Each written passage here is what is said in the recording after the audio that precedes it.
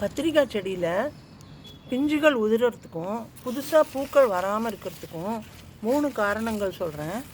ஒன்று பூச்சி தாக்குதல் இருந்தால் செடிக்கு பாதிப்பு இருக்கும், அப்போது பூக்கள் வராது, பிஞ்சுகளும் வராது. ரெண்டாவது பொட்டாசியம் சத்து கம்மியாக இருந்தால் உங்களுக்கு பூக்கள் வர்றது தாமதிக்கும், பிஞ்சுகளும் இருந்ததுன்னா கொட்டிடும்.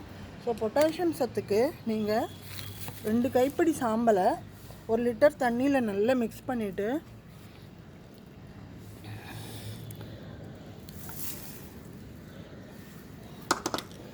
ஊற்றி விட்டிங்கன்னா பொட்டாசியம் சத்து நிறைய கிடைக்கும். இந்த சாம்பலை பார்த்து யூஸ் பண்ணணும். நிறைய தண்ணியில் டைல்யூட் பண்ணி ஊற்றிடுங்க, அப்போ ப்ராப்ளமே வராது.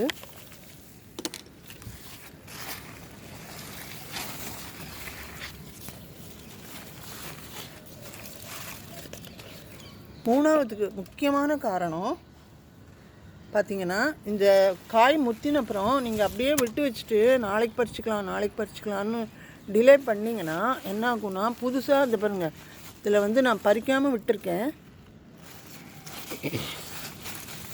இந்த காய் பெருசாக எடுத்து இனிமேல் இதை பறிச்சுடணும். இதை பறிக்காமல் விட்டால் நுனியில் பாருங்கள் ஃபுட் எனர்ஜியே கிடைக்காம அந்த க்ரோத் அப்படியே நின்றுடுத்து. இதில் பூக்களும் பிஞ்சுகளும் காணவே காணும். ஸோ நீங்கள் கண்டிப்பாக டைம்லியே அந்த பிஞ்சுகள் முத்தின அப்புறம் கத்திரிக்காயை பறிச்சிடணும்.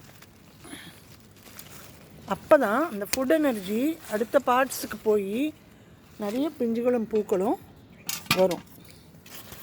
இங்கேயும் பாருங்கள், இந்த கத்திரிக்காயை நான் பறிக்காமல் விட்டதுனால இந்த நுனியில் பாருங்கள் பூக்களும் இல்லை, காய்களும் இல்லை. ஸோ இந்த எனர்ஜி ஃபுல்லாக இதில் தான் இருக்குது. ஸோ இதை நீங்கள் பறித்தாதான்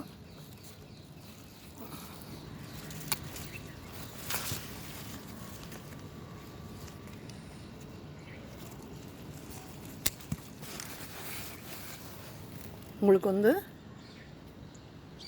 இந்த வளர்கிற நுனியில் எனர்ஜி ஃபுட் எனர்ஜி போய் உங்களுக்கு நிறைய பிஞ்சுகளும் மொட்டுகளும் காய்களும் வரும்.